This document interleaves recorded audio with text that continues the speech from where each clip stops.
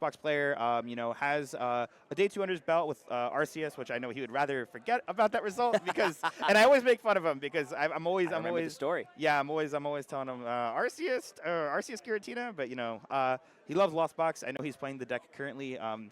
We are pretty much just playing a list like as a group that is pretty close to what Andrew Hedrick is playing. So in terms of that alone, he will be playing Lost Box. It'll be a pretty standard list. And yeah, that's pretty much where we're at currently. So I do know that there's a couple other players in the room. I'm kind of, I guess, Mike Formanek, you know, the Charizard GOAT himself. You know, fresh off his first day two at Toronto.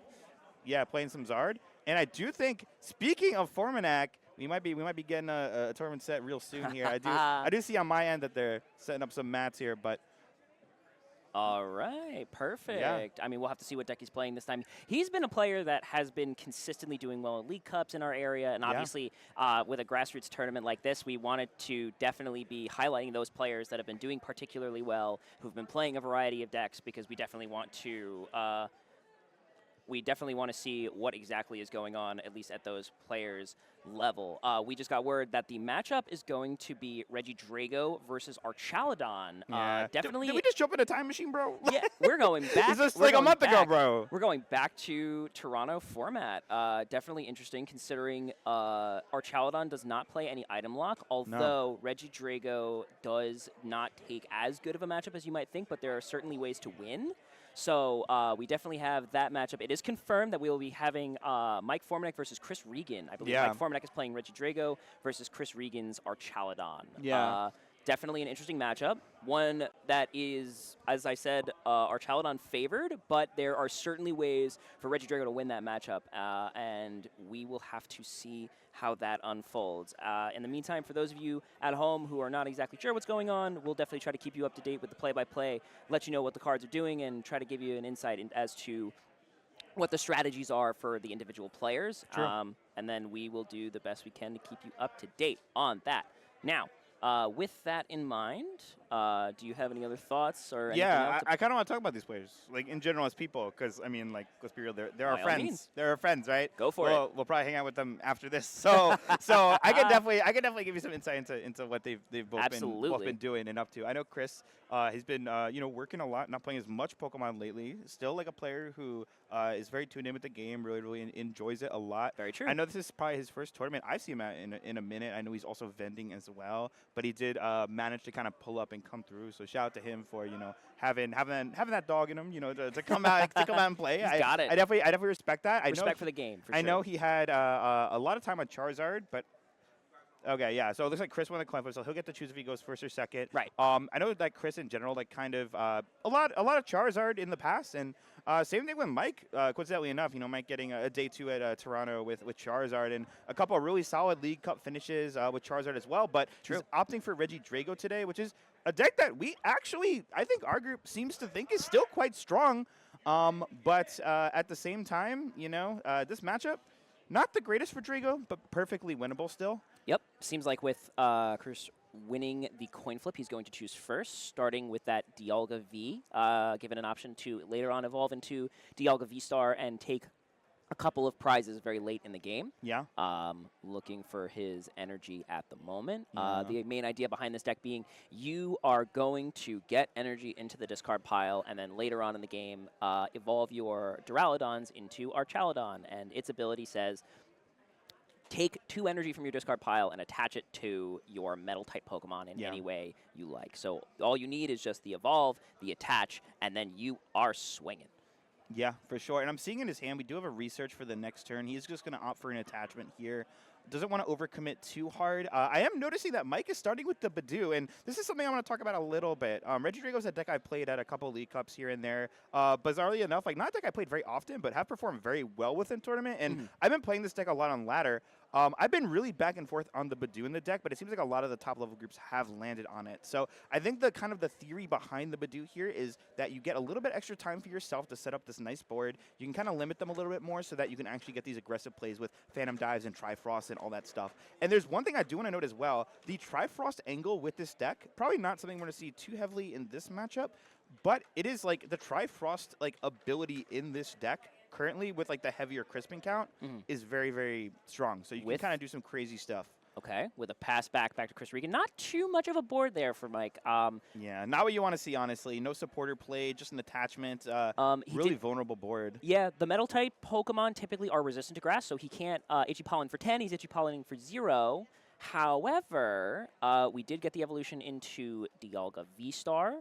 So off of that, with item lock, we will have to see what Chris can do. Yeah. I see a couple item cards. I do see an Archaladon. The problem is he doesn't have any energy in the discard pile, so there's not much that he can do right now. Yeah. At the very least, he can knock out the Badoo, which it seems like he's doing that right now. Yeah.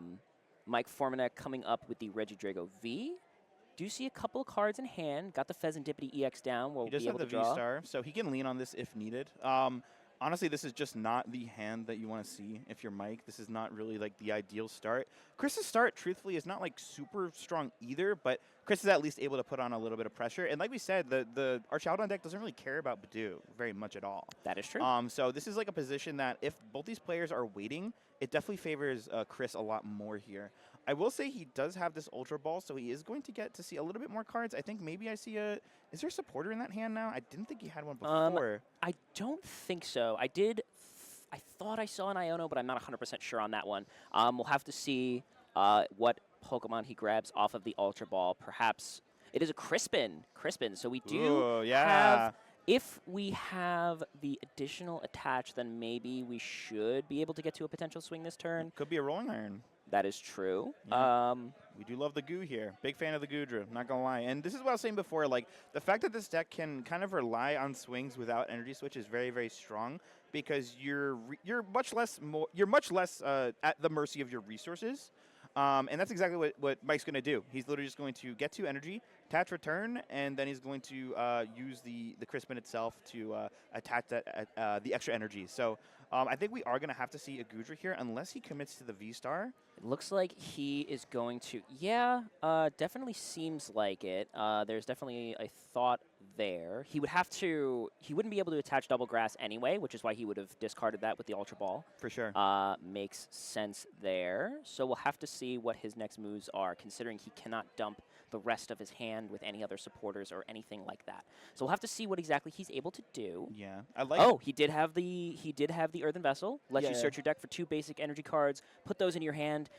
So it looks like he'll be able to get an attack this turn. He scared me for a second there. I was like, bro. I'm like, bro, why'd you toss the grass energy? No, it's fine. He knows what's in his hand. He does have the Earthen Vessel, so he is able to get an attack off this turn regardless of what happens.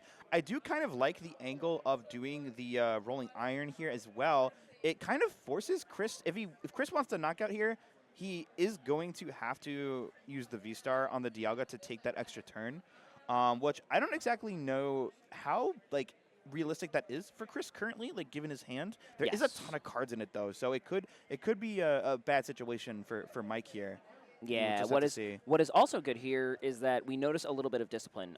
Mike did not use his V-Star power, which is Legacy Star, which is discard the top 7 cards of your deck, and then you can take 2 cards from your discard pile and put them back in your hand. What can happen is that if you use your Legacy Star too early and get a little bit desperate, then a late game disruption and Iono, what have you, can leave you pretty exposed to losing the game off of that. Now, on Chris's side, we've got an Archaladon back into the hand that was previously discarded. Now, there is a world, if we have a Gust in hand, where we could start Chronos into KOing Regidrago V-Star. That is a very scary prospect, but we're going to have to see where exactly he goes off of this. He gets the attach and just Ionos. I think he did have a research in hand. My eyes could be playing tricks on me. I understand why he didn't do that, though, because then he's, like, dropping 2 Archaladons into discard just to get 1 energy in there. So I think that this play makes a little bit more sense for him, just so he can keep a little bit more resources. But at the same time, honestly, Mike's hand, like, was pretty clearly bad. Like, it was not a good hand. So honestly, giving Mike, like, the chance to find an Ogre Pawn here might be a little tricky, honestly, on Chris's end. The problem is that Chris Regan, he got rid of, or Iono to the bottom of his deck, 2 Archaladons. I did see that. So I think he was potentially hoping to draw into some sort of ball search or something that could get the Archaladons back. Makes sense. You know, have them nice and accessible. Okay, getting that other Dialga down, I think he's understanding he probably won't get the Chronos with this one, but he does want to pull off the Chronos. And I think that obviously when this Dialga dies, that Chronos play will be more available to him because the energies hit the discard. So Archaludon can just recycle those. Right. Once they hit the discard. This also does put the Regidrago, if you gust twice, if you get the boss counter catcher, you can knock out the Regidrago V-Star with a Star Chronos. Sure. So that is another option. Ooh. Double Dragapult? Ultra Ball, Yeah. double Dragapult. We'll So can we Phantom Dive twice? No. I think Imagine, right? Regidrago V-Star. Yeah. So now we have both of our Regidrago V-Stars in play. We are definitely looking very safe, or a lot safer than we were before right now. Pretty stable board, not going to lie. Mike, now, I really like the way Mike played this. You know, he played it like slow and steady. I think this is a situation where other players maybe honestly would have gone a little greedy, honestly, and just like hit the V-Star button. But Mike was not panicked. He understood that there was a very low chance that his Drago went down that turn, and he was able to just say, hey, listen, you know, I get a turn to work with here. I have another Drago in hand. This works out. If I need a V-Star next turn, I'll do it next turn. So that's really smart on Mike's part, and he still has the V-Star available to him. So. Okay, we've got a low to the bench. Full research off of a low size hand there. We love to see that. Let's see what he gets off the 7 here. Duly to note, Regidrago V-Star, we hadn't explained that earlier. The point of the deck is you are discarding a bunch of Dragon-type Pokemon, and then you can copy, Regidrago V-Star can copy the attacks of any Pokemon in the discard pile. So what was happening there, the first turn with the attack was you were rolling ironing for 200 because Hisuian and Goodra V-Star was in the discard pile. The whole way the engine works now is that you're attaching cards via Teal Mask Ogerpon's ability and then using energy switches to move them to the Pokemon in play, which is exactly what he's doing. Yep, literally exactly. You know, Ogerpon is I'm not even gonna front, man. It's a broken card. It's really good. Very good card. You know, draw a card and you know, basically get Energy Excel out of it is very, very strong. And that's exactly what he's doing here. He's setting up another Drago, and like we said, he has all of this on his board. He's got a pretty nice board set up, and he has not even used a V-Star yet. He is using the Phantom Dive attack. He's putting 2 on all of these. Makes perfect sense. Trying to set up a Trifrost here so he can get a couple knockouts on these arches. And I think what Mike wants here is he just really wants Chris to miss the Star Chronos, honestly. That's exactly what Mike is going for. Well, Star Chronos, how about anything in general? I see 3 Metal Energies and a Turo. That is a scary Iono to be in for Chris. I don't think there's anything else. Oh, with the pass Not back. what you like to see, man. Absolutely. Goodness. Well, now, yeah, definitely seems like the Trifrost is the option. You have the V-Star available to get everything back in the deck. So if there is a potential, let's see what Mike can do next. Yeah, you know Mike is he's like, bro, I need Kyurem. Like, bro just wants Kyurem. There's no way around it. I'll be honest, I think if he gets the Trifrost here, I don't really see a line for Chris. Yeah, definitely your very board tough. will just be too torn apart. He is opting for the Crispin here, it looks like. So he's going to get 2 energy. Okay. Taking the very slow and steady approach. Because obviously, I mean, Chris has shown that he doesn't exactly have much in his hand right now, and Mike can see that. So why rush? Why try to go for the big, risky play? You do get the potential reward, but with this board state looking as strong as it is, why rush? Why take? You can just Phantom Dive again and set up the guaranteed KO on the Dialga after. There are a ton of options that we can play here that definitely allow it. However, do have a couple energy in hand. We can draw cards. If potentially we do get to the Kyurem, then that play is still available. So honestly, the Kyurem is, I think, guaranteed because we have an Ultra Ball in hand and an Earthen Vessel, and we still have V-Star. So I don't think there's a universe where we miss the Kyurem unless it's in the prize cards. That would be the only way we don't hit it here. Yeah. Honestly, I think he just wants to not rip the V-Star if at all possible. Oh, he's just going for the Phantom Dive. Okay. Yeah, like I said, very safe, very slow and steady. Yeah, exactly. Because now what can happen is he can, we have the Dialga in the active. If he draws, top deck on the research. Yep, and there it is, Let's see what happens here, because now we have to get, the only way that we can really respond to this now is by trying to get the Archaludon Star Chronos, right? Yeah, because this have is to go, what we need here. Wait, okay, we got a stretcher. That's one stretcher. Is there an arch in there? Wait. Oh, that is 2 arches. That is 2 arches. But does he have the Dialga, though? That's the issue. He needs the Dialga. Because the Dialga's in discard. I don't think he has true. He just attached for turn, so he's actually 1 short, I think, here. Dang. All right, let's see here. So we can get the Dialga V-Star and we can get the Archaludon, but we have to find a way to get the second one, which I don't think he has access to, aside from nest balling for Greninja and attempting to draw into that, which I think might Does he have nest ball in hand? He does have 2. Okay, so he can thin his deck a little bit here. He can throw out the nest ball and just say, YOLO. Hope it works. You know? Yeah, I think Yeah. I think that's his only option right now. Because if he does get it, then he can star Chronos into potentially boss KOing Mike's second Regidrago V-Star, which he does have the boss in hand. That would be an incredible turn of events here, Yeah. where Chris would be able to go down to 1 prize, and then it's up to Mike to find the final KO, presumably with Radiant Charizard. But we'll have to see how that exactly goes, because he would need to not disrupt at all. Yeah, he's so just going to nest ball again. He knows he needs to hit this, so he just wants to thin. It doesn't even matter at this point if there's anything else on his bench, because if he doesn't evolve those arches, he's going to get Trifrosted regardless. True. So he can just bench other stuff. He needs to make sure that he's taking, honestly, 2 prize cards, or 4 prize cards these next 2 turns, right? That's just what he needs. Let's see. Did we hit it? We did not. We did not, unfortunately.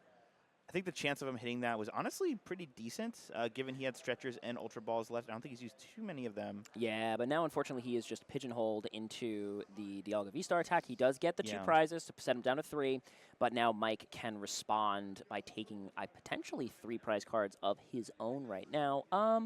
Actually no, he wouldn't be able to take 3. He would be able to take 2, which means that Chris could potentially have a response. And kind of draw this game out a little bit. So we'll have to see how exactly he does that. We'll see what Mike Formanek promotes here. He promotes the Mew. Yeah, free retreat. You know, always the safer choice to promote the, something that basically there's no commitment related to. So we've got a Prime Catcher. So now Chris does have a research. He does have an option to dump his hand to potentially find some sort of recovery that gets him back into the game here. But a key draw here is that Mike got Prime Catcher.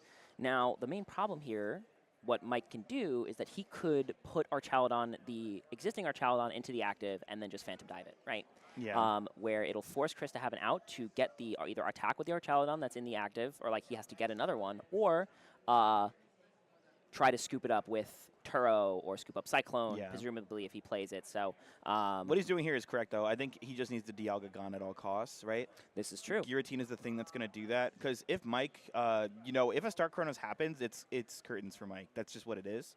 And even though losing these 2 energy could stink a little bit, he still does have V-Star, and he does have Prime Catcher in hand. So honestly, if he could, even this turn, if he could find a way to, burn his Prime Catcher and almost, basically have it guaranteed off V-Star, which is exactly what he's doing here. Yes. Very smart. Yeah. Very smart, because now we still have access to the V-Star. What this does is this sets up a board state where Chris has to move the heavens and the earth in order to even take 2 prize cards. This is possible. He could Thornton, but he needs so much. It would be actually. I don't even know if it's possible with the way his board state is. We'll have to see. Don't think so. Yeah, you'd need 2 Archaludons and an attach plus Thornton. Yeah, so he's missing a bench Pokemon here. Right, so he definitely doesn't have enough. So the game plan here, I think, with Chris is probably just, if you can, get to an Archaludon, force Mike, disrupt him, force him to have all of the outs that he needs, but he does have access to Regidrago V-Star's V-Star power. So it seems like a pretty commanding position for Mike on the board right now. So we see the retreat into the Regidrago V-Star. Ideally, we are going to be using Giratina V-Star's Lost Impact attack, I believe. Yes, sir. Let's see what we can... An attack both of us are very familiar with. Chris pointing it out. Yeah. And then we are doing 280 damage, knocking out the Dialga V-Star, and then taking 2 energy and putting them into the Lost Zone. Yeah. An attack that is typically very powerful when a lot of your Pokemon's HP is 280 to 300, and you can use both Dragapult attack to set it up and Giratina's attack to finish. So now we've still got the research on Chris's side. Still have the Nest Ball, still have everything else, and the Relicanth. Let's see what he does here. Yeah. I'm not even gonna sugarcoat it. I think this is a checkmate position. I'm pretty sure that no matter what, Mike can just V-Star for Prime. This is true. I don't think Chris can really do anything to prevent that, or to take things off of his boards to make it so that a Lost Impact or something won't knock something out here. So I think this is a really tricky position for Chris. I'm not quite sure exactly what the line is. So we'll see what he can do here. Let's see. He'll try to maybe draw a couple cards with Radiant Greninja. He still has the research available to him, but I do think that you are right that we are very close to a checkmate situation here. I think his only out is potentially, if he's playing Scoop Up Cyclone, then maybe get that drop the get the Archelodon out of the active and then swing with another one, and then just hope Mike doesn't have it, which he is guaranteed to. So Yep. This is the power of the V-Star, and like honestly, this is like a masterclass in just like honestly having like some self-control, right?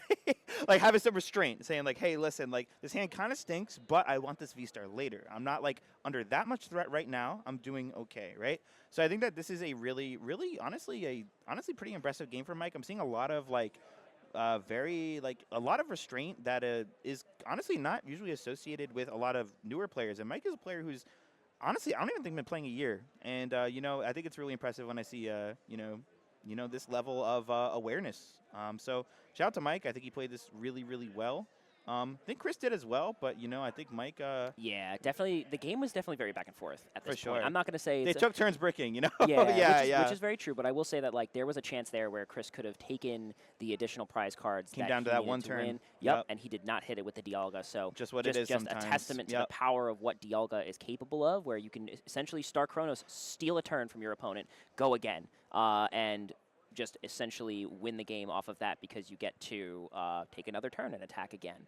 Yeah, I could tell you that much. I mean, if Chris hit that Dialga there, definitely would have been a pretty different game. That's for sure. I agree. So let's see how we choose to wrap this game up. Yep. Yeah, he's like, I don't know what to do. Yeah, I'm hearing a couple laughs from the guys in the back. Yep, and that is the it. concession from Chris Regan. Mike Formanek takes the game. Reggie Drago wins over Archelodon EX. Yeah, Chris, knowing that that prime catcher was just a checkmate position, didn't want to play it out. Scuba Cyclone was the last card in deck.